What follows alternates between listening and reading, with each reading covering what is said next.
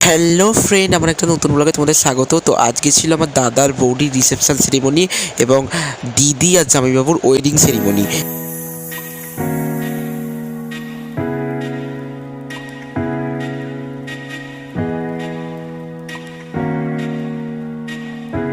এখানে বর চলে এসেছে, তো এখানে আমার সব দিদিগুলো নাচ আরম্ভ করে দিচ্ছে বরের সঙ্গে।